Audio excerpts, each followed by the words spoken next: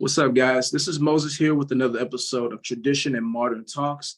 Hey, I have a special guest appearance here today, guys. I have a couple that I decided to reach out to, and I was looking forward to this because they have a strong faith in their family and they're very strong about traditional values, of course. But many don't understand that every family has a different story. We have to understand that there's so many different people out here trying to push a narrative. The thing is, I believe many families are successful based on the foundation of the family values that they're trying to make. And I think we have to understand that society doesn't have to promote that value to us to understand value. We should look at the person and know they have the same qualities that we're praying for, that we're looking for what God gives us. I think this couple has a unique story because I've heard about the husband and the wife about their stories through YouTube and Instagram. I would love to introduce you guys to the couple that I decided to reach out to because they're the best couple I thought personally was the ones I would want to reach out to talk to. So, guys, I want to introduce you guys to the Sanders families. What's up, guys? How y'all doing? Hey, what's up, man? Hello. Appreciate you having us on, man. Thank you for having us. Thank you. So first thing first, I wanted to make sure to introduce you guys your names. What's your name, sir? Yep, my name is Phil. I also go by Driscoll. I'm a recording artist / DJ. So that's my entertainer name that I use. But I also have a YouTube channel that is under the name Driscoll TV as well. Mm-hmm. Awesome. Yeah, and I'm Jasmine, and I in the YouTube world, I'm known as Family Values. You can find me at youtube.com/Family Values TV.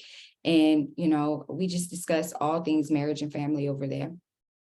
Awesome. Thank you. I seen Family Values first, and then I found him. I was like, I heard about the story because she was talking on so many panels. I had to follow both of them, and I saw that, okay, this is the brother that has the family established, where everything going well. I was like, man, this guy, Brother Phil, is he's doing the work for the Lord, having the family set up properly, and congrats on the recent baby I heard, because that's also something I just remembered. Thank you. Yes, definitely. How many kids you guys got? 8. Hey, okay. I was shooting for 5, but I don't have any yet. I was shooting for 5 too. I was shooting for 5. Okay. Yeah, okay, awesome. No, I had another plan. 4 more be, NFL numbers, you know what I'm saying? Man, don't do it to us, Okay. man. So first thing first, so let people know, so I want to know, what's your testimony? I'll start with you, Phil. When did you get the Lord and the missus? I'd love to know your story next. So first thing, go with her first, since you went first, Phil. What was your testimony when you decided to get the Lord, or what did you come to feel? Like, which one you want to start on? You can go which one you feel comfortable with. You're saying when did I get to know God? Yes, so Okay, yes. so I was saved as a child.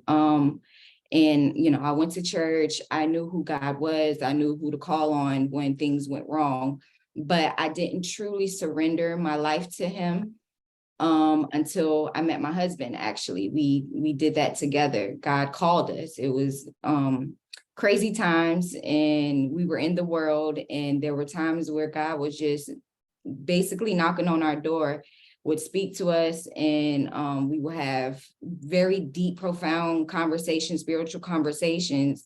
And then one day we were just like, let's just go to church. Let's just try it. Let's do it. We kept putting it off. I know for most of my adult years, I knew that I was gonna get my life together, but I was like, I'm gonna wait till later. I'll get to God later, but once I met my husband, it was no more waiting. God said, it's time now. And we went to church, and our lives have never been the same since. Awesome. So, and now thank you for sharing. Appreciate that. That's definitely can help a lot of ladies knowing your story. And I would love the ladies, if they're watching, please reach out to Family Value. She said some awesome things when I heard her and other ladies speak on different shows. She's an awesome person. I think you'll learn a lot from her, ladies. Just reach out. You never know until you try. Brother Phil, how's your testimony like coming to the Lord?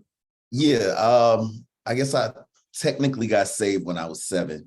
I got baptized in my church. We had an awesome kids ministry, man. Like, it was no joke. Like, they really taught us to really love God, man. And I enjoyed worshiping God at a young age. So kudos to that church for that, because you don't see that a lot, where they really don't just treat the kids like learn the 66 books of the Bible and memorize scriptures. No, they like really taught us relationship with God.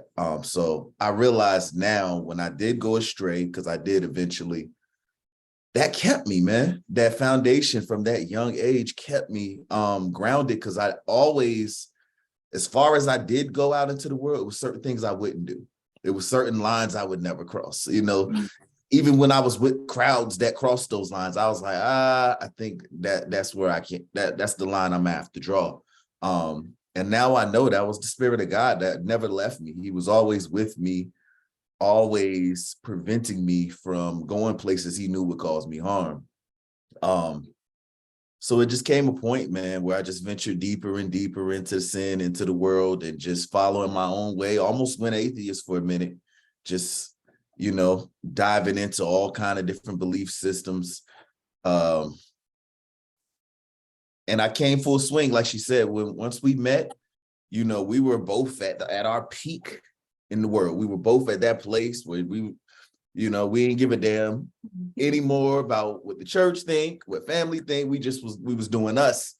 And sometimes, you know, I've learned to realize that's the best place you can be, because it literally allows you to have true, authentic encounter with God and not just religious expectations on your life. Right. So when we were in that raw place, bro, where we weren't trying to impress anybody, that's when God really was able to like really touch our heart for the first time as adults. And I think both of us, when we began to have these experiences, man, with God, we would just be in the car. We going out to the club, we high, we drunk, and we never get out the car because we get to talking about God. It's 3 a.m. The club that closed on us. We ain't getting to go in. And it got to a point where we was like, man, what we fooling ourselves? We know that there's something drawing us for more right now, and we're not going to be fulfilled until we found it. So we did go to church, and God led us to the right place where we found a loving embrace immediately. And we just, like she said, we were never the same after. We had a journey, we had some bumps in the roads, but that was the foundational turning point where we was like, yeah, ain't no going back. Yeah, at the time we were shacking, you know, and then once we just really surrendered, we was like, all right, let's get married. Let's do this right. And let's do better for our children. Exactly. Let's break the cycle. Yeah. Yeah, that's awesome. Thank you for sharing that. That can encourage a lot of people hearing that, because let me tell you something. I know a lot of people I've come across who are still going through their peak right now, and they don't even know what to go. Like I believe that story you said. Like you said, you was going to atheist, and what kept me was my mother's prayers and praying to just keeping God with me, just knowing. And my mom wasn't even a strong believer. She was following like the Joel Osteens and the TD Jakes, you know. And I know we have a lot of influctuation of pastors on the mainstream media talking about God told you can get this and just pray this 5 times and spin around. You know what I'm saying? And that's what they're pushing on our people who are the people of God that are not even knowing God, you know. So we see these stories happen a lot where people are walking away, especially, like I said, men are leaving the church because they're not finding the foundational of God's plan in there to know who God is. It's like church is a business, you know, and a lot of people I've talked to in my high school growing up, they were always, all of them are having sex, you know, and I was like the virgin. Yeah, I was the virgin. And not to make it about me, but the stories you said is true. We have people that come around us, we don't see the same thing no more. It's like, why are you even here anymore? Why are you even around you? Exactly. And it's like this point, you know what I'm saying? You're basically just, you know what I'm saying? You preparing me, you know, to be the next person like this, going out there like this. You know what I'm saying? Being in the streets and stuff, it's like, it's not even worth it. And I mean, Future said it best, you know what I'm saying? And I'm not trying to be like that, you know what I'm saying? It's just the truth on the matter is, you know, I'm trying to keep the people out of that who don't know God, because I'm trying to be the example in my family. So, but next question though, I want to ask you guys, you know, what made you guys understand for marriage? What were you both looking at as singles before y'all married? Because I know a lot of people look for certain things before they get together. And how many years you guys been married? Before I go to that question, how many years y'all been together? It'll be 7 next month. Amen. Awesome. So, and what would you guys remember looking for when you were going through the life of a single before you got married? You want to go first, or I don't quite understand the question. I do. Maybe when I answer Okay. you'll understand it better. So Yeah. for me, I was never looking, and that's why I always have issue with these type of interviews, because I think people are looking for something that we can't really give, because we're not the go-to step-by-step of how it should have been done. Mhm. We are the transformation story of God taking trash and turning it into treasure. We didn't do anything right. Neither of us were really looking for marriage. Both of us were in broken places where God used our marriage to help heal us.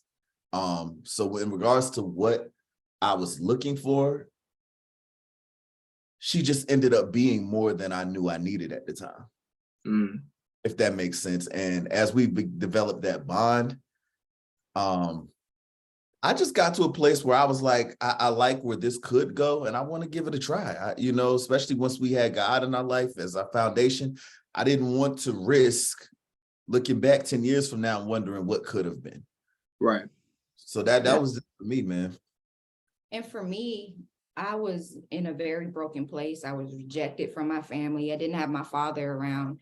And once I met him, I didn't, just like he said, I didn't know I needed that. Like, when I talked to people about how I felt about him, I felt like he fathered me. There was a level of covering that I never had that I received from him, even before we got married. So that's what drew me, and that's what made me say, okay, I will do anything for this guy. I'm committed to him. Even if he didn't marry me, I was willing to be with him without the ring. So it was one of those things where I didn't know I needed that leadership in my life. And he just stepped into my life and was a problem solver. And he made me feel secure. He made me feel confident that if something happened to me, he would have my back. And I never had that. So when I got to experience that, that made me just, cleave to him. Wow. I'm not gonna lie. Would you just some you had this to say this triggered me. Thinking about my dad, when he passed. My friend and I was talking about last night. Got me tearing up. It's crazy. It's crazy because he was telling me something I didn't even think about one day. Just thinking about yesterday with the conversation we had. He said my mother was when my mom met my father, because some of what you said just made sense. He was things that you looked for in the man that you didn't know you wanted and needed. Well, my mother had a father, but she wasn't having that father taught everything to her. My thing is, when a man steps into place, he's basically stepping in like a stepfather and teaching you everything. And that's what my mom got from my father. He was basically like a stepdad, teach her how to drive. He was teaching her family. That shocked me yesterday. I was like, what? He's basically like a stepfather. Even though he's a husband, he took the role as a man to be in another role that he didn't know that he was just doing it because he was a husband, but he was actually doing more than the father that wasn't there. And that's I'm so glad you went there. If I can add to that. Yeah. We talk about this all the time because the culture, especially the independent women culture, they get upset to hear her say, I fathered her. And we don't think about the symbolism in the father giving her away to you. That is you continuing the work he started. You are now becoming that leadership. A woman was never meant to be out here uncovered.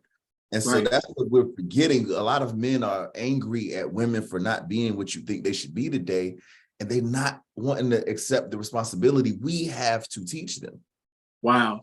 You got me, like, it's just crazy how we don't even think about that. And it's like crazy because don't get me wrong, I don't think everybody has nothing to say, but I think we have an influctuation of the whole mindset as I'm a man, hear me roar and all this other stuff, the feminism, all that stuff does. But it's a big influctuation of not understanding that you have to be a person to able to teach somebody, not just demand it to be there. Because it's not going to happen. I don't think no woman's going to be 100%. I really don't think so. No matter how much. I say all the time, even if she had a father, a good family structure that helped prepare her to be a wife, nobody's going to teach her how to be your wife except you. Exactly. And you got to hold your needs. Exactly. No, you're absolutely right, Phil. It's a big thing to know because so many I'm not gonna put my business out there, but it's just so many I've come across here and there. I kind of felt maybe I'm being a little too hard. Maybe I just need to take a step back and just let her be, and then if she's willing to learn, let her learn from you if she's willing. Right. Because I think we as men, we want to, build a bear. You know what I'm saying? It's Yeah, not yeah. true. And the ladies, they want that too. They got that brother that's like, you know what I'm saying? Like, oh, Tyrone gonna be okay. I'm gonna build him up. Like, no, Tyrone don't want to be built up. Tyrone's already built. Come So on. yeah. Once you build them up, you ain't gonna appreciate them. You're gonna hold it over his head the rest of his life. Thank you. And I thought about that because I had my ex was older than me. So mind you, she was, yeah, I was just like trying to build her up, but she ain't trying to build me up. She's like, I'm already built, baby. I'm just trying to be me. You know what I'm saying?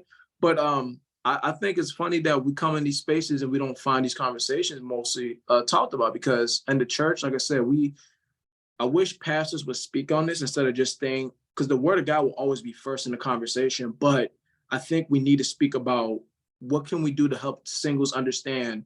Like today, we have an influctuation of feminism, in the church.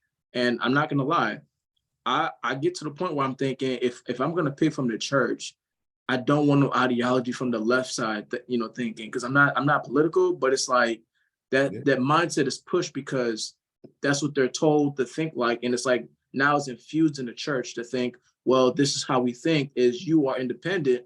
You won't get your money right, get your bag right, but you don't need no man. But it's like you're in the church. It's like, didn't God say man should not be alone, and you just telling me you're independent? Yep. What's the point of that?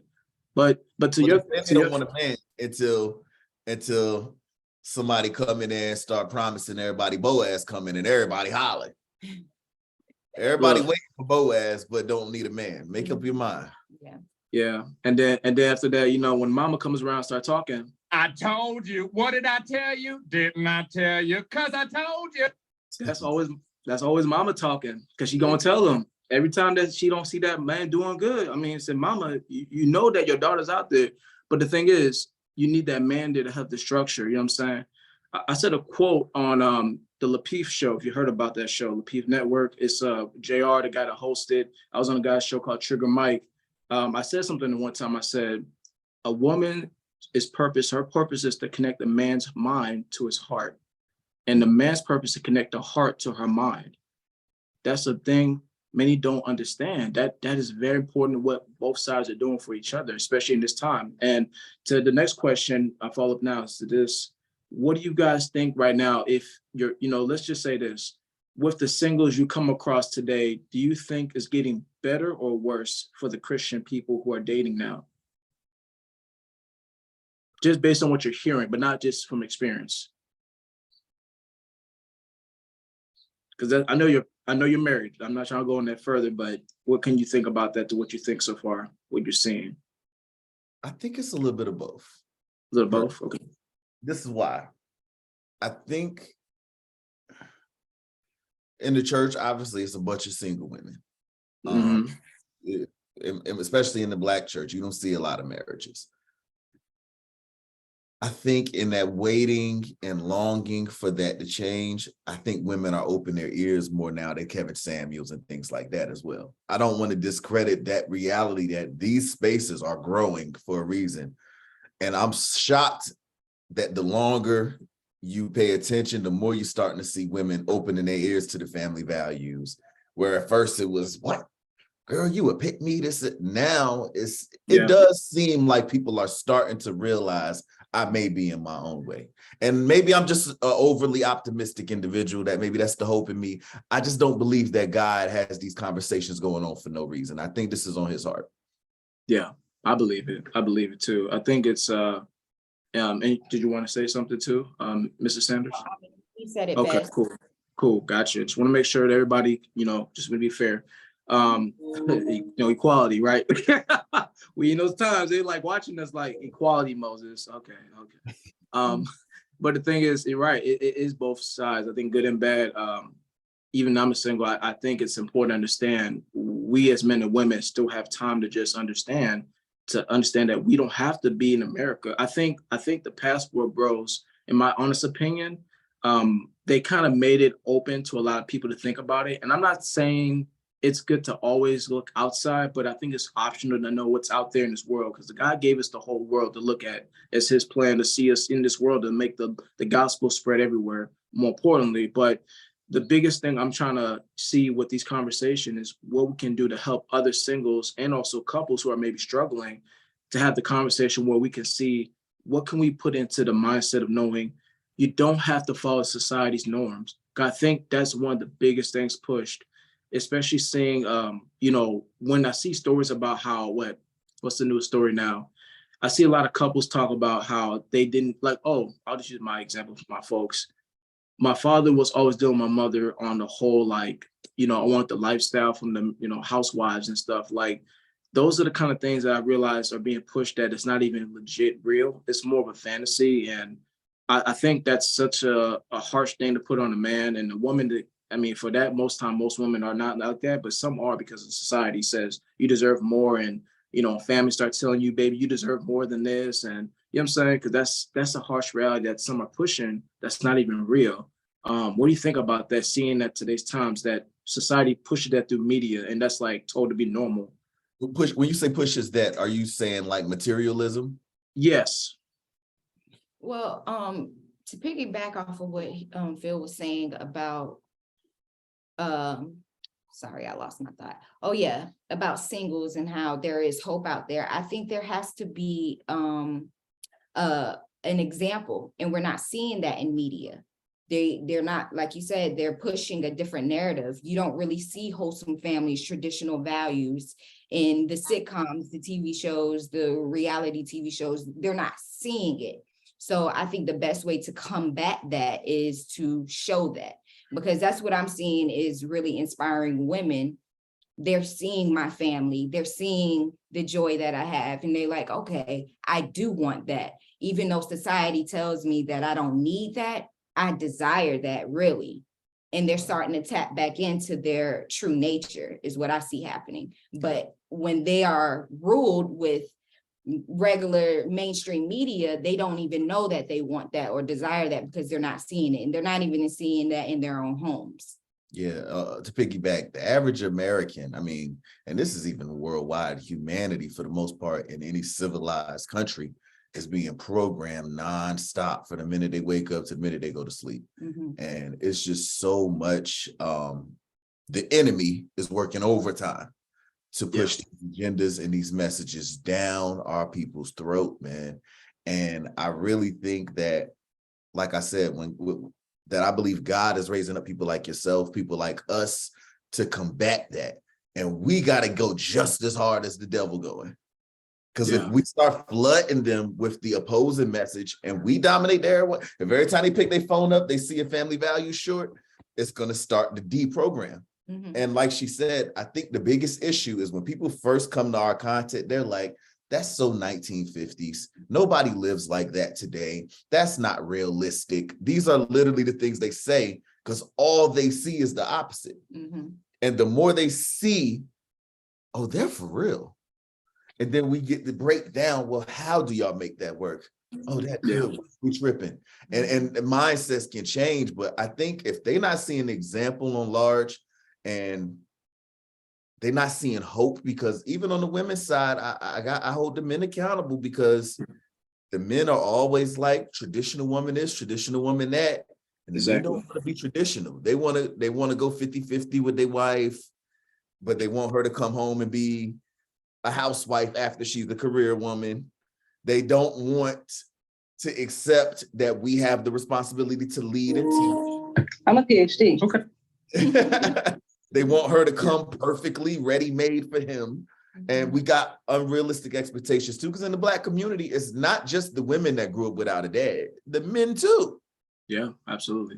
We are affected by that as well. You were blessed to have a great father, it sounds like. I didn't have that. It took me a long time to figure things out. And if I didn't go into the military, I don't know if I would have figured it out by now. Right. It gave me the structure I needed and the experience and the exposure to different ways of living to realize, whoa, like I was really limited in my thinking. So we got a lot of correcting and deprogramming to do. And it just, it starts with the exposure and the examples, man. We got to be the examples. Yeah, no, bro, you guys said a lot. That was good from both of you. I loved it. I love it all. It's just a perfect way to put it because I heard a saying once saying that the companies that have a lot of singles, especially the ladies, they're saying they make more money off of singles. And they say if you're married, it takes more money away from them. Yep. So it's crazy as we don't know that, as people don't think that's kind of important to understand, because if you're a couple and you have a family setup where you have a woman making sure, no, keep her home, right? That's what the Bible says. You keep her at your home. And that's biblical. It's not against her being a woman. It's just that God said it's better to keep your home in that case, because your home is going to be your heart, no matter what, for your family. And I think God really desires that for our families, because he wants us to provide that space where no one outside can corrupt it. Because if you think about it, the devil's back there, he just chilling. He just right down watching this, trying to, these like, they having this conversation right now. He watching like, making plans every day. You know what I'm saying? And I'm not gonna lie, he is watching, and he wants to keep destroying everybody that does this whole family value that sets up for the future. Because let's be honest, our legacy is what you're creating. You have a legacy. That's beautiful. I mean, 8 children. I mean, you can't find it every day. And I'm like, man, I mean, this thinking about that, I'm just like, man, I'm praying to God, she wants at least 4 or 3, because today they're just like, nah, I just want 1. I'm like, but I mean, kids are beautiful. They're a blessing. You don't get that every day. I mean, that's a hard thing to even tell me no. I'm like, what? That's what men are not even trying to hear that. It's like we fighting this whole, like, the career thing is like so important. It's a family to them. It's like there's no family in that, Well, so go ahead.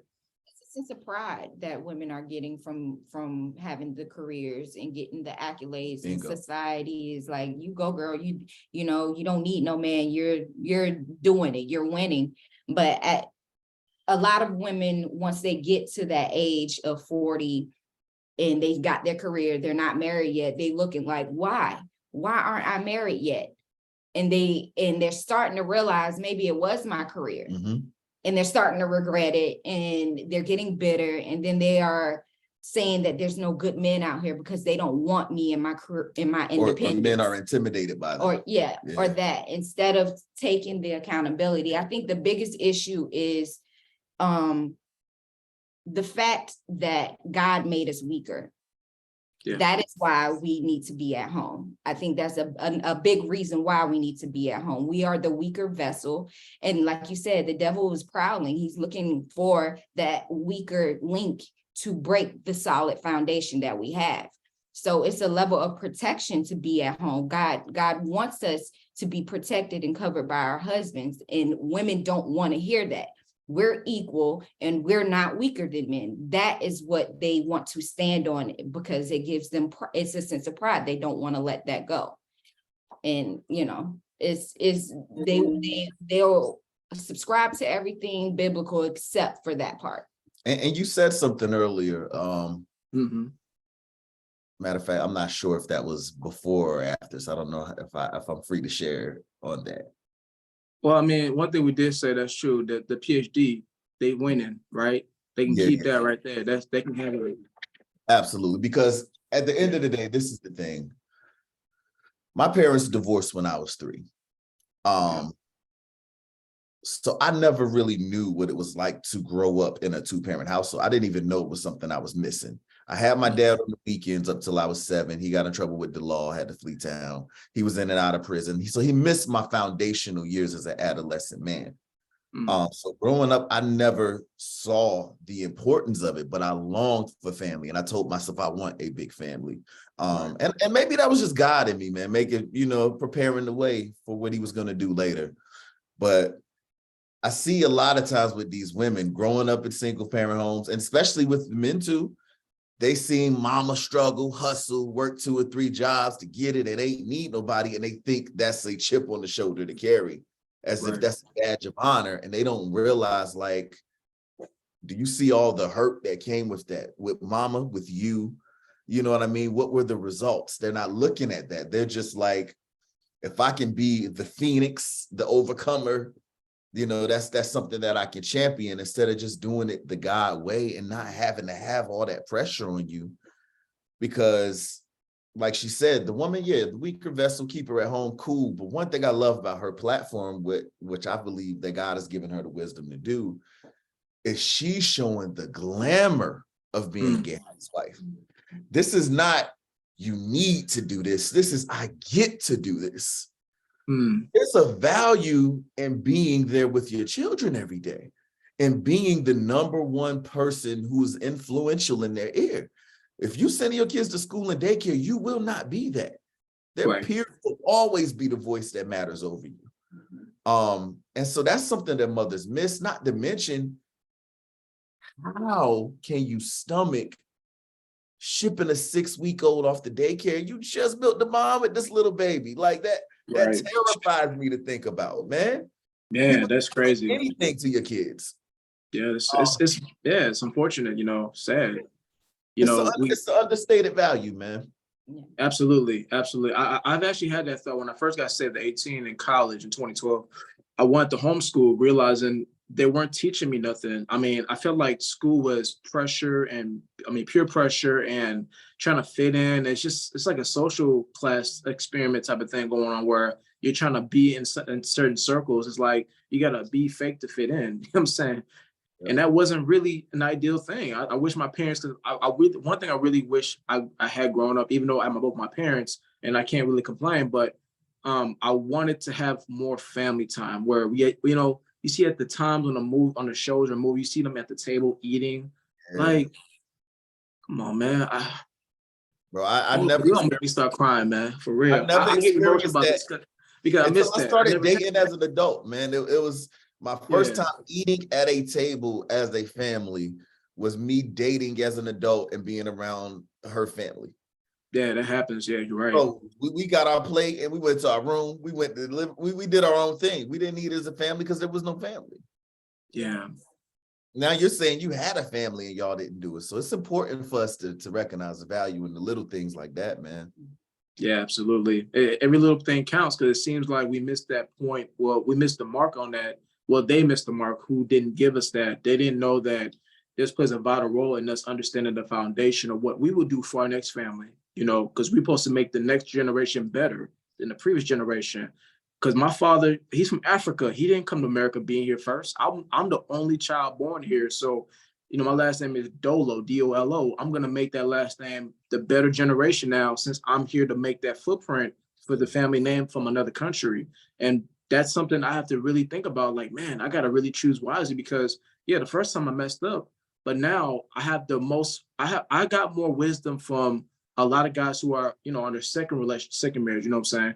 That gave me some definite wisdom that I never heard in my life that put me back on track after that first relationship. And that was a big deal breaker for me, knowing I lost my first chance at doing it right. And I didn't choose wisely. I was chasing something that I thought was my option, but it wasn't the best option. It was just most of, I guess you could say, scarcity thinking. And a lot of people don't understand, like I said, homeschool has been the biggest thing to have because kids want to be closer to their parents. I think there's a study that came out during the pandemic saying there's more Black families pulling their kids out of public schools, and it's going up because they're realizing these schools don't care about this. I mean, let's just be honest. It's not just black and white type of talk, but we're saying these children not getting that type of love like some other kids, because it's not just because it's race only, but it's all kids because they're in that same environment.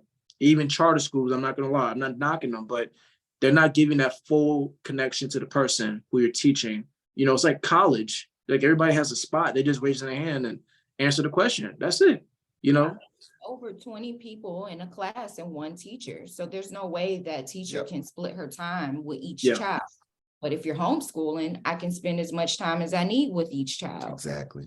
And people detract from homeschool because they don't want to make the sacrifices necessary to do it. But most of the detractors have no idea the realities. The statistics for homeschool kids are through the roof compared to public school. They're reading better. They do better on the SATs. That blows my mind. This is the easy Google search. Google search. So it's not anything lacking in a homeschool child. In fact, there are educators out here. I know one that was educator for 15 years in California who started her own school online and has a curriculum for homeschool parents, the system, and help fight against these agendas, help make their kids aware and have the critical thinking that they need, and teach positive Black history and, the things that are going to uplift us and not teach us we were just victims and slaves. Yeah. What about the great things we did in America? Exactly. Yeah. So talking to her, even, she realized that she has a better experience with homeschool students than she did in the public schools. And that's just the reality of it, that a lot of people don't understand. And a lot of people get overwhelmed because they look at the structure of public schools and think that's how it needs to be at home. Great. You don't need to be at school do homeschool for 8 hours, 7 hours. All you need is a good 3 hours a day, and they're getting everything that they need that they will be getting in school, if not more, because they're getting that one-on-one time with mom. Public school is a babysitter, so they create this long agenda to make it look like they're doing so much. But real educators that are honest will tell you your kid only need three hours. Exactly, man. It seems like they're just pushing to be like that worker for the future, just to show up in that box and put in that box. And you know what I'm saying? That's literally what the public school system was created to prepare you for that factory job. The bell ring, all of that is to get you in that programming of working the factory. Man, I really, but it's funny. My favorite movie is The Matrix, and I really believe there's something in that movie from the directors they don't even realize that kind of relates to what our society's doing. 100%. Yeah, and it comes to that point where my mind is thinking, man, there's so many stories in that show, in that movie, that show so many things we're seeing in America, especially like you're doing everything what they say, programmed. You're not even realizing this program is setting you up for nothing but what they say, and you're doing it as you're told. No deviant, you're not a deviant. You know what I'm saying? As they say, you're not like the Neo. You're not stepping out of the line. You're staying in the line, and the others who broke out try to free you. They're like, no, you're crazy. I'm okay where I'm at. And it's like the red pill and that's the blue pill stuff, but I guess we have to understand that the life we're living is not a simulation, but it is coming to that point where we realize there's some simulated things in our life that's telling us follow the crowd. They say, go to college, get your degree, go into debt and $100,000, pay back later while you're working for these people for so many years, and you'll make more money, which is the lie, because I dropped out. That's not true. I made more money after, I didn't get my degree in college, just make that clear. I did not finish college, but I made more money in doing other things. And I got more money in blue collar, and I wasn't into that stuff. And now I'm going to school this month for cybersecurity to now go to the bigger money, because there's a guy that's teaching me on YouTube with his program course. And this he's in your Florida, actually he's in Orlando. He's teaching me cybersecurity with his course for 8 months. And how much I'm paying? $5K. That's it. And that guy used to work for NSA. Come on now. I challenge people to look at how many CEOs on the Fortune 500 are dropouts. Yeah. It blows people's mind. It's a lot of them. Yeah. I think with college though, go ahead. Yeah. Oh, no, go ahead. Okay. I was saying college is kind of like and fluctuate the ego. You know what I'm saying? Like I said, the lady PhD, you know what I'm saying? That whole mindset is just not really intuitive. It's just more of I have a degree, I'm better than you, but it's like, but your character is messed up. You know what I'm saying? So, I mean, I believe the Bible does help us understand ourselves, because like the pride comes to fall, and humility is such a big thing in this life. If you don't have humility, how are you going to understand people? Life is not about just yourself. It's about others. Like the 2 greatest commandments, love God with all your heart and treat your neighbor as yourself. You know what I'm saying? The 2 greatest commandments still this day I follow, because look, I moved to Texas by myself, and I've been here about 5 years, and seeing the cultures out here from Hispanic to Asian and then the African-American, of course, we see a lot of families not even knowing that they follow a traditional value. I know a lot of Hispanic families told me they're very family oriented, but when I look at the Black community in our culture today, there's so many different views being taught. I'm just wishing they would stop following the culture. And I think the culture is one of the biggest lies that we're taught. It's like, what do you guys think about what the culture is seeing today in America? And what do you see so far, what you've noticed with the percentage of divorce rate going up and also marriage rates dropping? And also we have like the most controversy of seeing us as the most problems in the community and most of the communities around us. What do you think about our community so far, where it's at in the state of where it's at now so far? I think the unfortunate truth is we are the most problems in the community. And Yeah. you may not like that. And maybe, you know, I don't know how you feel. A lot of Africans separate themselves from that. Yeah, they do. Africans versus African Americans. But in regards to African Americans, that is the truth. And a lot of it has to do with the fatherless homes. Yeah. But with that said, we got to face the reality in order to change it. We can't keep ignoring it. Black culture in America is street culture. And that's just the reality.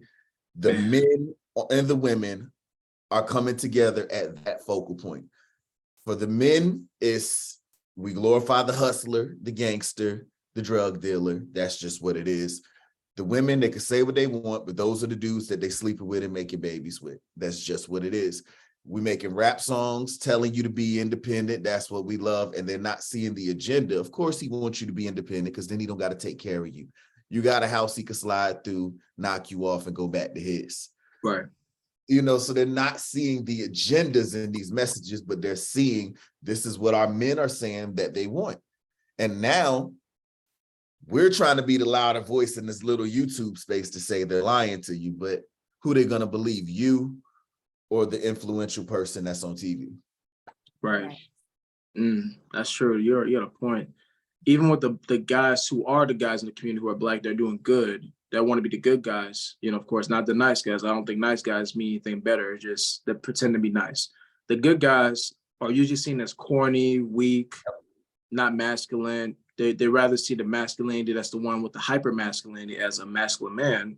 And of course, it seems like with the experience, especially as a single, some of the ladies I come across, they're looking for more feeling to be involved, where it's a level of a feeling to have, where you have to make them feel some type of way. And I know for me, it's not something that's easy to say that's what I want, because I decided to marry, I would marry first a Black woman because I think that's where my heart was when I first had my first relationship I told you about.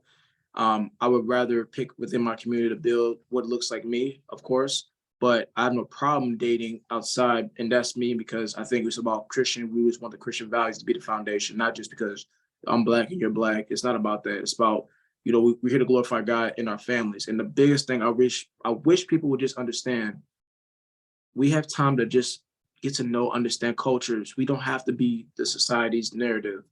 That is such it's such a bad thing on us. We're seeing so many pushed on that. And I'm not gonna lie, I get tired of being in America sometimes dealing with that. I really am.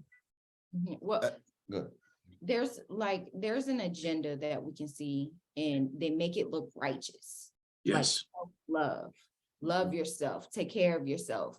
Although it seems righteous, it seems good for you to be that way. It's creating like a narcissism in women. It's creating a very selfish outlook on life, that everything is about me, and if I'm not happy, it doesn't matter that this is my child's father. I'm gonna go where I'm happy, and my kids' happiness doesn't matter long as I'm happy. And that is what's destroying our homes. And then we're not able to really pair bond and commit to men, to the good men at least, because we are so focused on our own happiness. And it's a lot of things like this in our media, that in the agendas that's being pushed on us, that makes us feel like this is righteous, this is good, this uplift the single mother, this is good. But there should be still a level of shame that we are allowing our children to grow up without fathers. You see what I'm saying? I'm definitely ashamed as a community that is our reality. Yeah. Right. Do you think the church should be involved more with the people, like say the couples and stuff? Well, couples, of course, but do you think the church would make a difference if they were taught properly by the men who cared about the people who are trying to be married? Do you think there'd be a difference there if they taught them properly, like what masculinity and femininity is, what traditional values behind that, versus just, you come to church, you're a Christian, that's it? Like, do you think the church would make a difference in that area? I do, because a lot of people look to the church for leadership. And if you go to the church now and just bring up submission to the pastor, most of the time they're going to skate all around. Oh, well, you supposed to love her as Christ loved the church. I'm like, we understand that. We asked about this though. You know what I mean? But everybody wants to talk about the man's role, and nobody wants to talk about the women leading anymore, because the women dominate the church and pay the most tithes. Let's be honest. Yeah.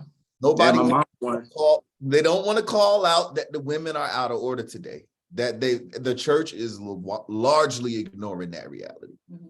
And some are teaching the biblical principles wrong. You know, every time I speak to someone about this, or a religious person, they are upset with me, and they're like, no, the man's supposed to submit as well. And it becomes this debate, and it's like, we're not even being taught properly when they are being taught. Yeah, the idea of men leading in the household is becoming shunned even in the church now. Man, it's pretty much going to that mindset. It's all about emotional damage. You know what I'm saying? It's emotional, damaging. That's a lot of them out there going through that, unfortunately. And I think we have to get to that point to realize, if they don't do the work, because you know the saying is true, faith without works is dead.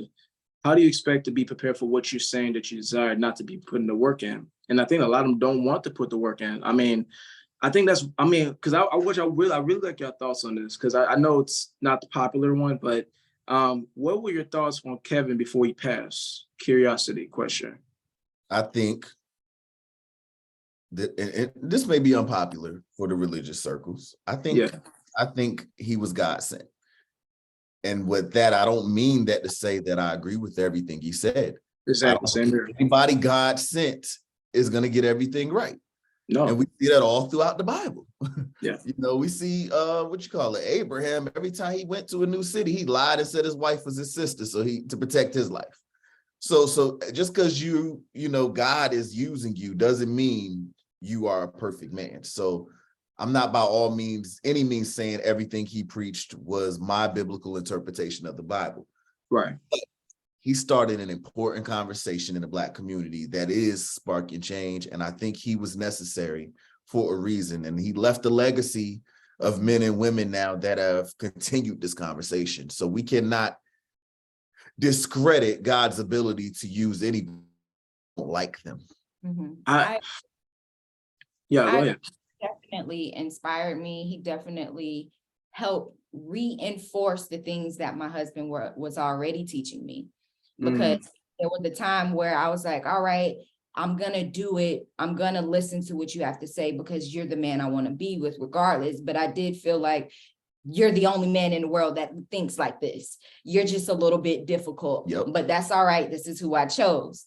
But my whole mind shifted once I started to hear Kevin. I'm like, it's just that my husband was bold enough to tell me how he felt about these things. Yes. Nobody else had told me, and most men aren't telling their wives what he's telling me. So once I heard Kevin, I was like, oh, okay, I get it. And I was able to really embrace it on a different level. Men are afraid to lose the box today. Let's be all the way real.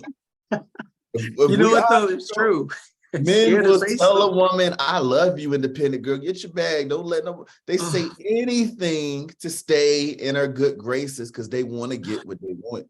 And most men are such a scarcity mindset that even on the dating phase, leading all the way up to marriage, they'll never tell the truth. They just accept. And then they complain and they make a happy hour rich after the marriage instead of telling their wife the real. Yeah, she is so much on the head right there. It's facts. Because I mean, I felt like, because I was really honest with my ex. I was telling her everything. She didn't take it personal, but then it's like, when you hear it and it's like, okay, my girlfriend told me this. Now I'm gonna tell them you ain't nothing because I'm more than what you say. I'm like, who said that to you? Beyonce? Like, what? You know what I'm saying? Because it seems like a lot of people are going to that mindset to think there's more to life than what someone else's opinion says, especially when it's a girlfriend. Because most guys, we don't get that kind of thought like, oh, what, bro, you said that for me, bro? I'm gonna tell my wife. Like, we not like that. But like you said, it's a scarcity of mindset where we see a lot of that being pushed. And I really wish people would stop doing that and be just following what people say. Because I mean, look, this is my view. If I'm Mitch, I'm gonna get married, right? I'm gonna get married. I'm not picking friends who are single that don't want the best for me, because they're not gonna be married themselves. They're gonna be out there doing the do, and that's all they care about. I'm not gonna let you influence my spouse, my kids. You know what I'm saying? And That's one thing she talked about on her platform. She did a whole few videos about, when ladies, we would do a lot better if we let our husband pick our friends. Oh, they went nuts. Now, mind you, oh man, I got a sound for that one. I got a sound for that one right here. They're gonna tell you right there what's gonna happen. This is gonna come up. Execute Order 66. They're gonna start programming themselves. They're ready for that call. They say, what girl? Sisterhood? We gonna come find her. That's how they do it though. They come against her. I mean, I'm sorry to see that, but dang, that's crazy. Yeah, and I've never picked a single friend, but what she was just saying was, in hindsight, every time I've told her, hey, that friend, what they doing, that's not a good look, this and that, has always typically turned out to be right and for her good. So she was like, man, we might be better off just letting them pick our friends. And they just took it all out of context, went crazy about it, and that's control. What they say? How's out of context? Because then it's just like, that's controlling. Why can't you pick your own friends? You should be able to have a life outside of your husband. And we don't believe like that. We believe when we become one, ain't no life outside of each other. Right. You know what I mean? Like, yeah. I'm not part of being the priest of my home is protecting our household, our environment. I kind of blame Adam for Eve eating that apple. Of course. You get what I'm saying? And so I gotta have a word with Adam when we get up to heaven. We're gonna talk. We gotta have a talk. So for me, I'm like, so many men are trying to prove to society I'm not insecure and not controlling, that they letting their wife go on girls' trips and do all of this stuff, and then their wife come back a different woman, and now you got to deal with it. Why did you allow it? Why did you? And even if you are picking my friends, there is a level of respect that I give you, not to talk about certain things to friends, even close friends. So I think that needs to be taught as well. Like you can't go talking to your friends about our marriage, not your family members, nobody, unless we've talked about it and we know that this is the person we're going to go get counseling from. But you're not to be open and let people into your world. No marriage is the same. But I'm gonna tell you, even if you ain't talking about your marriage, like you said, just your wife being around them single friends, it'll be a little TDC that'll get her thinking different and losing appreciation for you in that situation.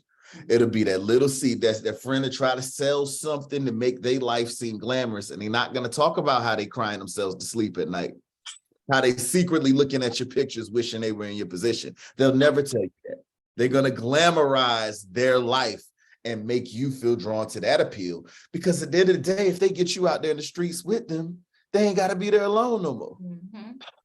And they don't have to be jealous no more. Yeah. Kevin said something about this. Single people keep people single. Yes. That when I heard that message from him, because I wasn't aware of this yet, because I was still fresh in my divorce. That right there made me realize that is so true. There's so many singles that see, like, there's a meme I have to send you on your Instagram later. It said that it was like a meme saying, how's not needing a man so far? It was Christmas time. All the women had a man. She the only one without a man. She just said it like, that does something to a woman. It does. I really don't think no woman should be alone. Some people tell me, no, but God said that Paul said. Paul ain't a woman. Paul does not justify everybody should be single. He was writing the Bible. He was not meant to be married because he focused on God's word. That don't make no sense, but I leave those people alone because they too focused on. And I'll be the bad guy. Paul's not a woman. Paul's not a woman. Yeah. I think there are innate differences between men and women. I'm not saying that Christ values us differently. That's not the point. But with her being the weaker vessel, my belief system, and this is how I'm going to run my household, I'm not sending my daughters into this world. Until they get married, they're going to stay under my covering. Because it's a dangerous world for a woman to be out here alone. All they're going to do is rack up trauma, bodies and bad experiences and mistakes. My wife talks about all the time the mistakes that she made prior to having a male's leadership. And she's like, man, I couldn't imagine where I would be right now if I didn't have you, because the simple solutions we come up with. Yeah. You know what I mean? Where women, they're just living their feelings. And let's be honest, part of having game as a man is learning how to play on that. Yeah, and I don't even do that stuff. I just get to know women, but I'm not trying to talk no. What is game? I mean, but the men out here that just want to get in your pants. That's what game is. It's learning your weaknesses and your emotions and feeding into it. We tell you what you want to hear. We sell you the dream and the fantasy, and we eat it up. Most women aren't prepared for that. They don't know how to combat that. I mean, dang, you said a lot right there. I gotta think about that because it's true. You're right. And I mean, I'm 30 years old, mind you, and I'm 5'11". I used to play football in college in North Dakota. The thing is, I mean, what more can you tell a lady that you can offer her that they don't see you make more money? And I don't know if you believe in this, Phil. Do you believe the saying is true? Men don't hit their primes to their 30s and women have their primes in their 20s. What do you think about that? I believe that's true. Yeah, because I believe that makes sense. Because I was like, I didn't have a job like that in my 20s. I was working for the trash company when I was in my 20s, coming to Texas. To be honest, I didn't care to in my 20s. Right, yeah. We was up all night. We didn't you got all the time in the world. You're like, oh, I figured out. Do whatever you want, right? Just going out. And then when they're ladies in their 20s, they kind of seem more at their peak, which is fertility years, which is true.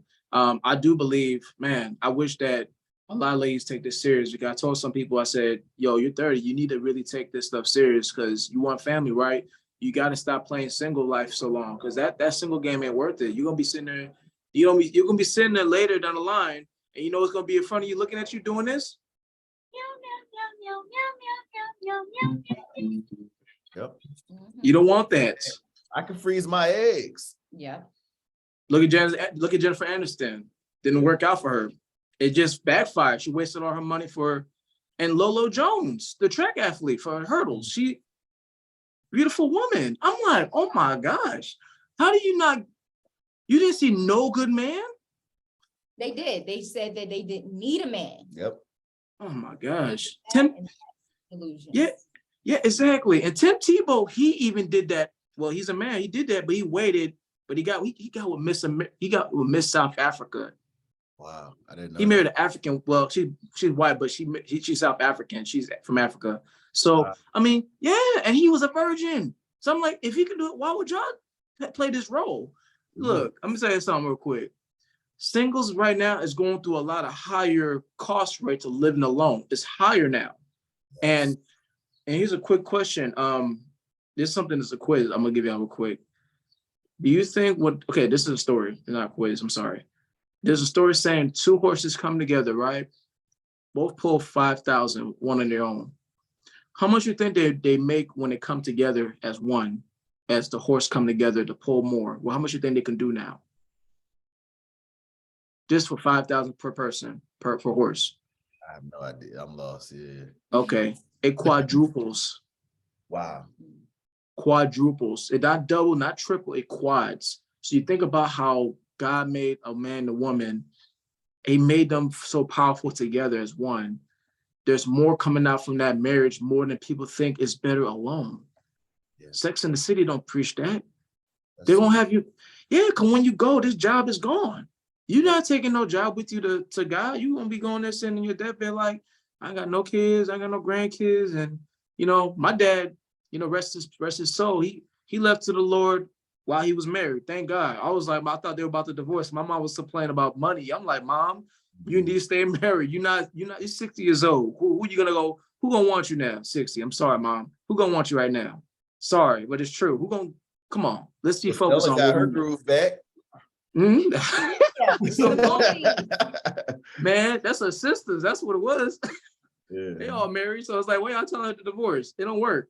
But my dad, like I said, he did with my mom for 20 years, and he did the best he could, and he waited to the end. He got to great grandfather status. Thank God, because his granddaughter was born when he was alive. But I can't wait to those days, man. I'm looking forward to it. Man, that's an honor. That's high. I give you high because look, even that gray, I give you high honor for that. That's a blessing, man. People always think, oh, I don't want to be old, girl. I want to be young. Like, girl, what you talking about? That's an honor. You know what I'm saying? Society made you think that's bad because you think gray means ugly. What does gray mean? It means honor. You know what I'm saying? You don't get that by just being a regular person, just doing nothing and just sitting there making money and paying money to your rent and then paying money to your grocery stores and your phone bills, and that's it. When you take this money, you're building your family for the next generation, wealth-wise. Because look, I know a lot of guys told me this. They're saying they're getting ready to just stop dating in America, period. And I think that's the thing to do now. Just stop dating and just wait till your 30s and up. Because you think about it, time like that will be better for you because you have more. Look, I think let's be honest. I think ladies kind of like older men in the sense of 23 to 20 and up. Because I think 23 and up, honestly, because college after that is more of appropriate in my opinion. I don't believe under like 18, like I don't do all that stuff. The thing is, 23 and up, more of them are seeing men who are mature and financially stable because most fathers look for a man that has security. And as a father, do you think like I think the biggest question is what will be the age gap thing to you as a man seeing your daughter in that situation? How do you see that as a father? Yeah, I'm glad that's a great question because I think about and I really don't know, man, because yeah, it really would depend on where I'm at that point. Because one thing I'm gonna say, we do say all the time we want our daughters to marry young, right? And I'm of the belief system that I don't really mind struggle of. I think there can be value in that, in two coming together and building. I just want the man to have his own. If he has a place to live and can provide for himself, I give her away if he's a good man and his heart seems genuine and he's a man after God. That's it. That's it for me. He doesn't have to be well established in his prime yet. Now, if a man comes along that is, I don't think I'm against it. I think I can deal with my daughter in 2021 marrying a 33-year-old guy. That doesn't bother me as long as the man is coming with genuine intentions. You know, it's funny. Want her to have a man that is on the right track and is at least making a solid attempt to be able to care for himself. That's it. Right. So what if he's 18 and he's 40? I think that's that would be tough. That would be tough because I look at Allie's story because she's married, she's 27, he's 52, right? That's way up there. I'm just like, whoa. And I understand she's about to be 30, so it's like, okay, I mean, it makes sense. She doesn't have to worry like that. She's not like a kid. She's past 25. So that's a good question. But the reason it challenges me before you finish is because when we go back to the biblical days, this was common practice. Yeah. The issues we're having is that it's not culturally accepted today. And I have to wonder, should we really be letting the culture decide what's acceptable at this point? Right. Absolutely. Yeah. I think we are getting to a time where we're seeing more couples. Like, I mean, let's be real. We've seen a lot of the sugar baby culture is coming up. My gosh. I don't want to see a 50-year-old man come into my house though. I ain't gonna lie. I know, I'm not gonna lie. That is strange. I wouldn't even want that either. Because I think if you a man that's older, you couldn't get nobody that was a little bit higher than her. They just say that with the youngest you thought you can go for. And I get it. There's some sayings in that, like, you know, the old world, I think outside of America, they do that a lot. You know, as a practice. I thought that was something interesting. I was like, I never saw that taught in America as much, but outside they're all for it, which I thought, okay, that's interesting. But so far, with that being said, what is the next point I'm going to make is this question. What with this time we're in, do you think that, this is a good question. With everybody now, we're seeing this whole buildup of families coming around, because I know a lot of Black families are coming up in some areas, and some are trying to realize marriage before it's too late, before, you know, some hit the wall, and some realizing I would rather be married than be alone. You know, God want that for us all. Now, with this next question, do you believe in this time that we're saying, do you think men are still going to have to be this high provider to make a living? Because I think this is notion now saying you have to make this amount of money as a man. Like I heard this like a lot when ladies say he has to make 100K, he has to make 300K. I mean, it's just this money thing. That's such a bigger conversation. Do you think the money is the biggest focal point of how much you make if you can't manage it, do you think it's about the money you make to be the person for men to just saying that they're ready for marriage in these times? No, I think as long as a man can take care of himself, he's ready for marriage. I don't care if that's a 1-bedroom apartment. If he's already paying for a place to live, then she can move in. Not much is going to change. I don't like this idea that we're trying to push that only men of a certain financial status are worthy of marriage. That's garbage. You know what I mean? I do think it may not be a good idea. It's not a good idea to get married and move your wife into your mama's basement, you know, but if you have a place to live, I don't see the issue. I think it's a value in growing together and having somebody that was there before you had it. That's how I see it. The only issue that I find is that a lot of these men don't want to provide. They don't want to pay 100% of the bills. They want to get married so that she can add her income to his life. I don't think that should be his goal. As long as he can take care of himself, he can take care of a woman. Yeah. And to clarify further on that, because that can get misconstrued. Right. It's not saying that if she does have income, she's necessarily got to huddle it all to herself while he's scrambling. I just don't think a man should depend on a woman to pay the bills. If you don't have what she makes this week, or she gets pregnant, suddenly we're going to lose our house, or we're not going to have our lights on. I think that's a dangerous predicament to be in as a man. And I think that what a lot of men don't like about our message, I think the level of submission they want in the manosphere is not realistic. It's not. Situation. You're not going to get that from a woman that you're sending out into the workforce and dependent on. I don't even believe in that whole, like, look, submission is like so misconstrued now. It's like, look, I think if a woman trusts me to know I'm going to stay there for her, and I'm be there for all the time, not just because I'm there as a man, as a husband, but as long as she understands I'm faithful to her and she's faithful to me, as simple as that. I'm not going to go deeper for more. Like you better not look at that guy at the office when you go to work, or like you better not talk to that guy at the gas station, pump your gas. Like, you know, it's like that whole like red pill. It's not realistic. I just honestly believe there's some guys in there who are just like full of lies. They're probably married and they're just talking. Yeah, there's grifters for sure.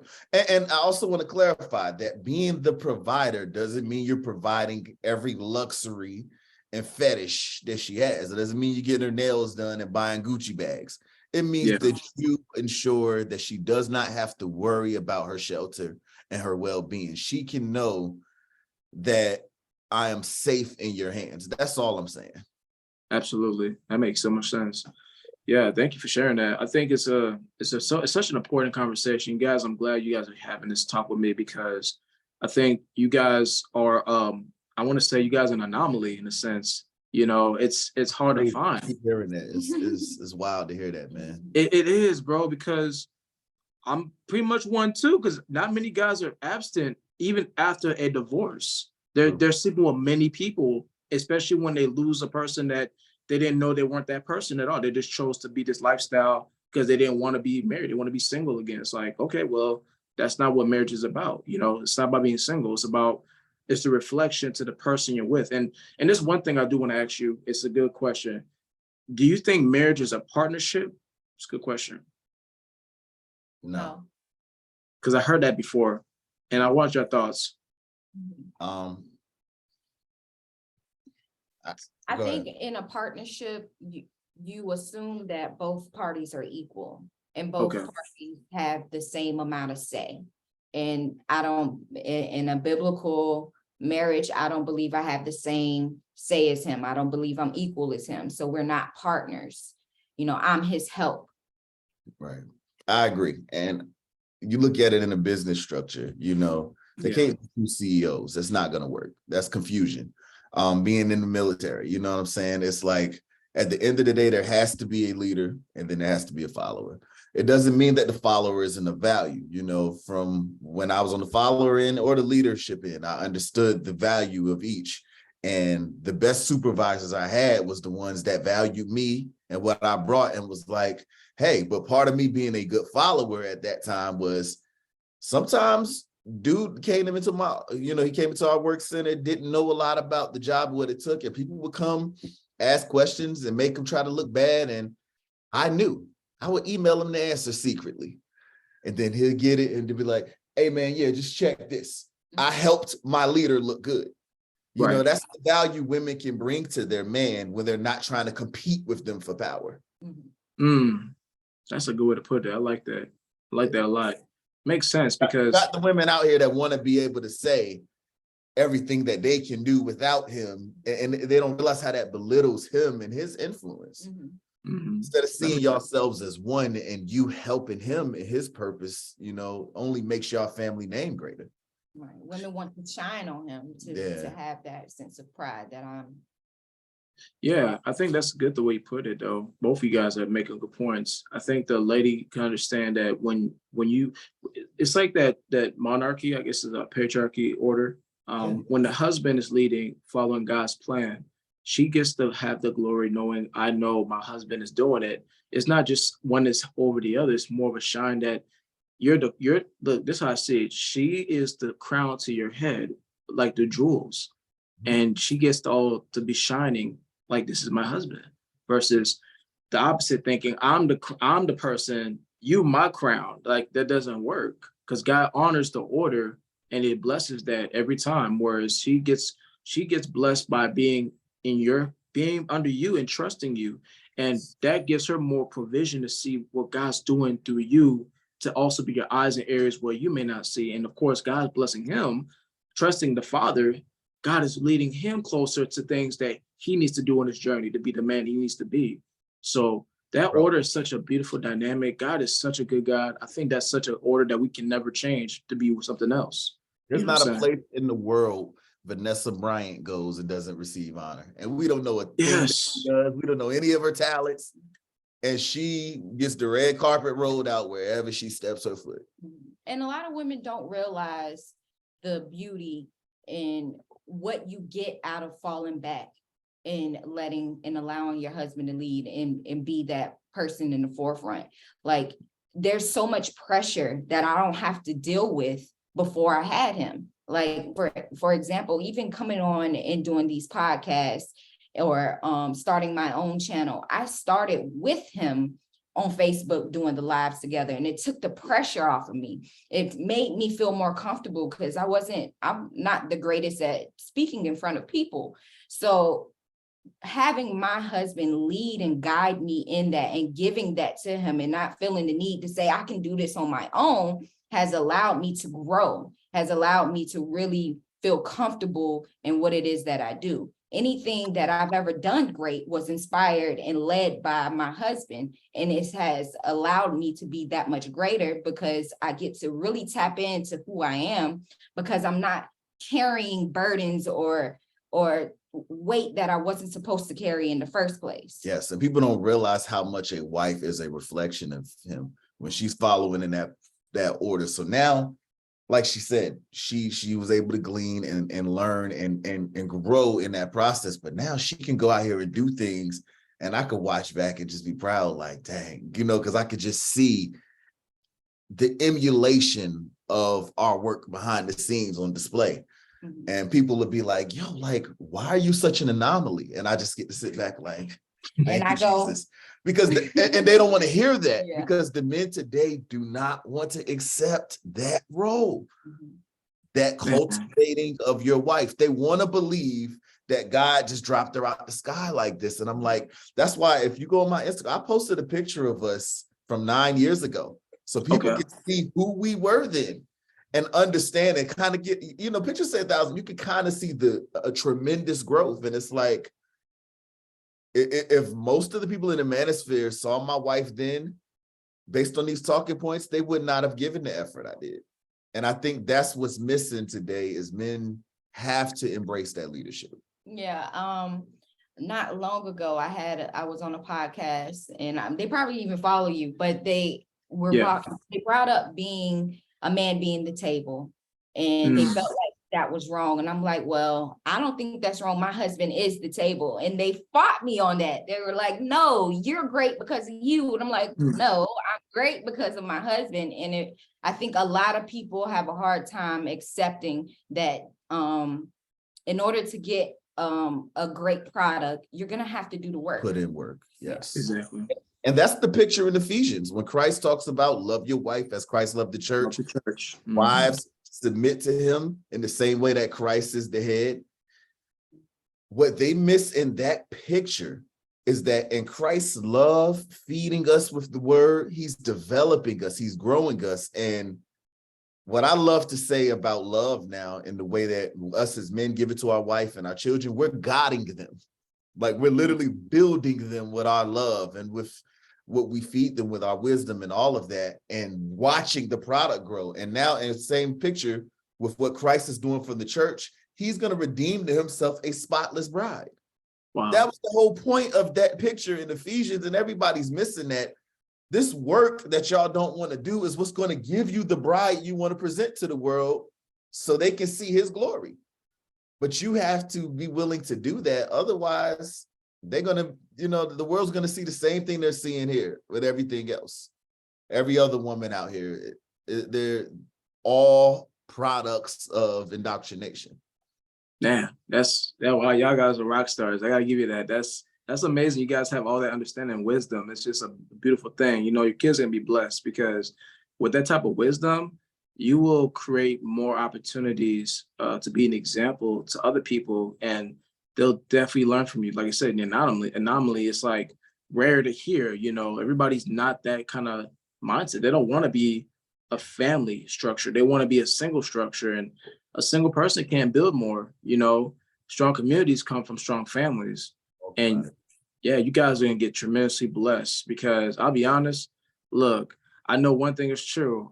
In the African culture, my mom's from Ghana, my dad's from Liberia, and I did my ancestry. I'm Ivory Coast in Ghana. I found my ancestry, and being part of both of those cultures, I realized most African families want their kids to take care of them.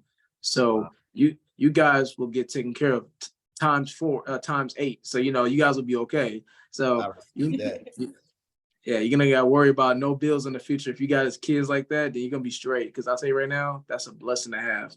So we're gonna start going to our final thought for this show. And man, it's such a good show. Might have to do part 2 in the future on a different topic because I do want to bring my other co-hosts, but they weren't able to come on. They're actually busy. So it's 3 other people on the pod with me, or 2 other people. I'm sorry, 2 other people. And I wanted to ask you this last thought for this question. This is a good one. Let me see. The question is, from my understanding is, do you guys think with these times we're saying that's been getting bad since 2020 and even beyond before 2020, do you think for men and women, do you think for the guys, just like me, of course, and it's for guys, because you guys are just seeing different people talk on these conversations a lot on YouTube. Do you think it's worth for the people who are serious for marriage, the traditional people? Because I know there's 4 types. They want a marriage. They want the trophy wife. They want the stay-at-home wife. They want the career woman, which is the least, in my opinion. I'm sorry. And the lover that just want to sleep with. You know what I'm saying? Do you think traditional men should stay in America for the best options for that, or for traditional value? Or do you think men should be open to be willing to step out of their comfort zone in America, to be honest?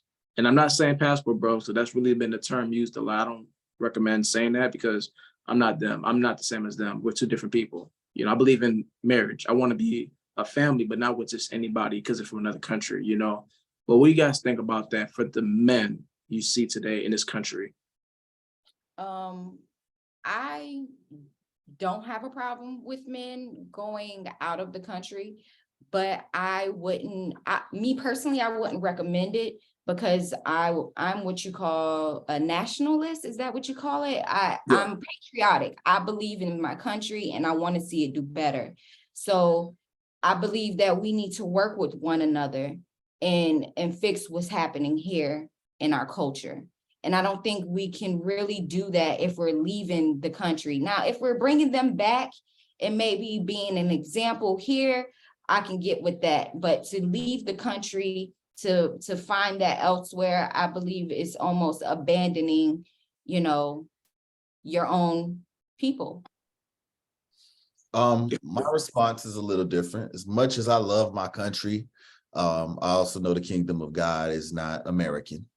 Yeah. So we're not entitled to America. You know, at any time God can send us to be residents in another nation, and that's where we're going to raise our generations from then on. So I think a little differently on that. I think traditional men should do whatever they find value in.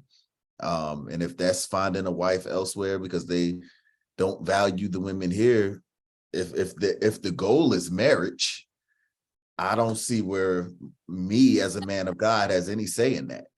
The one problem I do see though is the limited experience I have with Passport Bros is very little talk and display of marriage going on. Exactly. Yeah, a lot I of agree. showing off what I, with my perception as an ex-military man, know to be tricking.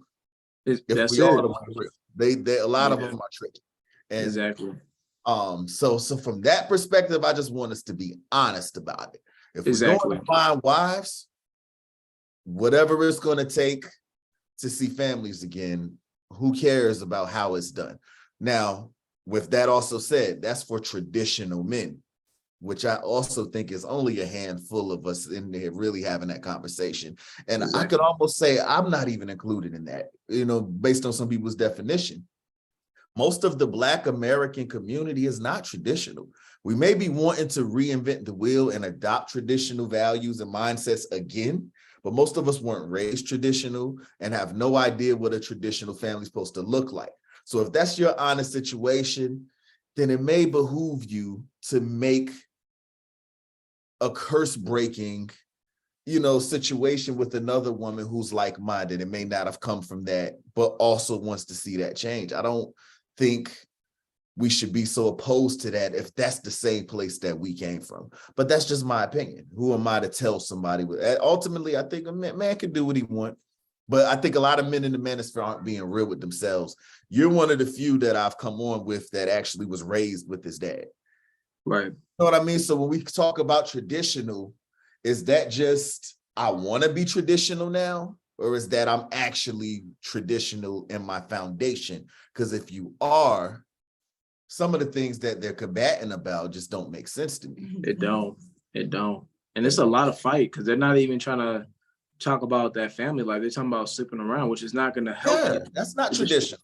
It just destroys the nation more. It's like more babies everywhere. I mean, come on, man. Because I was the only child born between my mom and dad that are actually married. You know, I have siblings that are my stepsister and stepbrothers, you know, so I'm not against them. I just think we should understand family should be family. I know it's not easy because I'm from a blended family. Like I said, my mom and dad had several kids and they're kind of like, you remind me of them. Y'all blended.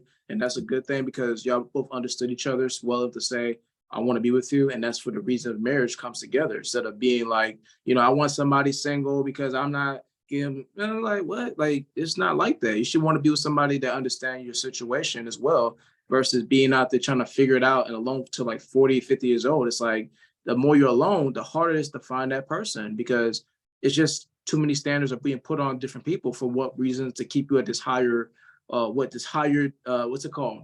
You have a higher expectation, but it's not realistic for yourself. You're not even meeting that expectation for That's yourself. what I was about to say. A lot of them don't live up to their own expectations. Exactly. Yeah. And that's the truth, man. I know it's a final thought. Do you guys have anything in mind that you think we didn't touch on that you think America could do better in as people knowing that what we know, especially as Christians first? Do you think anything in mind that you guys have any advice to someone out there listening or watching what they could do better and we can understand how that can be better for their life to be a family person if they want to have a family? Deprogram, get out of the major cities, get out of the mindset of that's old school, that's 1950s, because back then families were a thing and it was prominent. So what they did worked, what we're doing ain't working. So that has to come out of our language. That's all. This ain't, well, maybe it needs to be the 60s again. Let's take from our history what worked, and then we can get rid of the things that didn't work. But let's rediscover and reignite a value in our community family, because there's no healthy society without it. Let's get ourselves out of the matrix as much as possible. Stop letting other people educate your kids. Stop sending them off to these. Daycare is traumatic. I remember the only memory I have from being 3 years old is the day my mom picked me up from daycare and said I ain't have to go back no more. I remember it like it was yesterday. I could see myself in there playing with the blocks. Most people can't remember nothing from 3. That's how I know that it was traumatizing for me to be there, because the level of joy I had, that dopamine rush has never left me to this day. So your kids are not happy in daycare. Do it together. Homeschool if you can. Teach according to your family values. Nothing is wrong with traditions. You know, traditions kept us grounded. You don't have to keep up with the Joneses. If you got a parent at home that ain't leaving for work, then all you need is one car.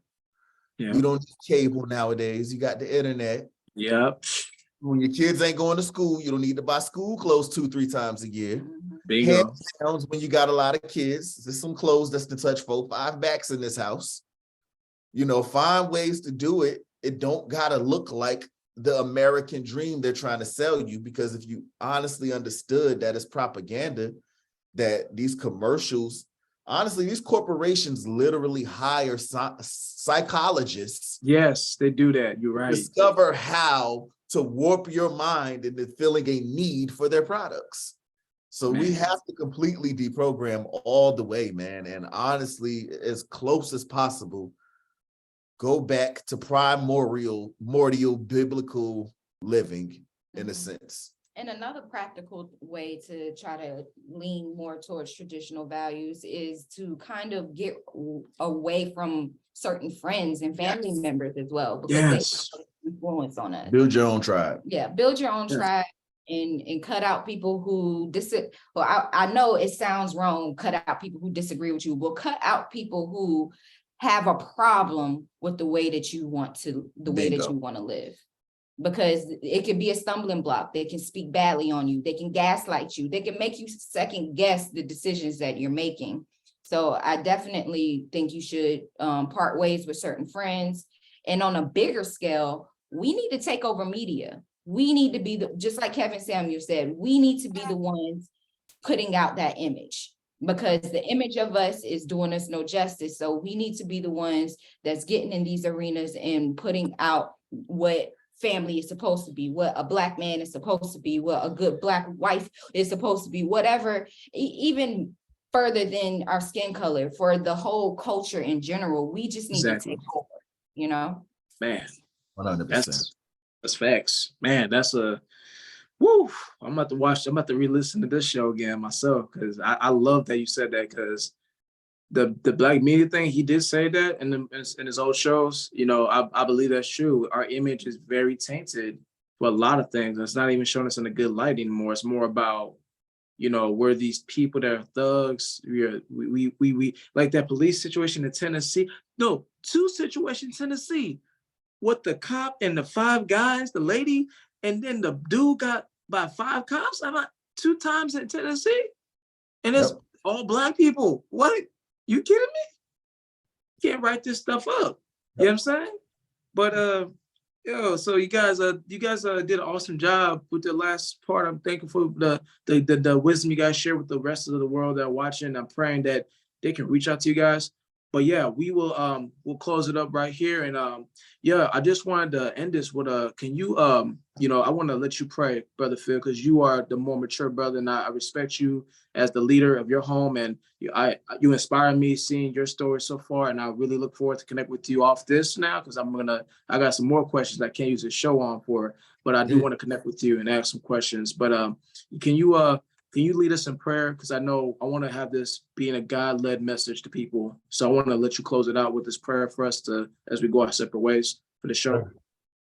Heavenly Father, we thank you for this opportunity to come together as brethren before you, on behalf of our nation, on behalf of our people, our family, and our friends, Lord. We know your heart, your desire for healthy families, for healthy marriage with you as the foundation.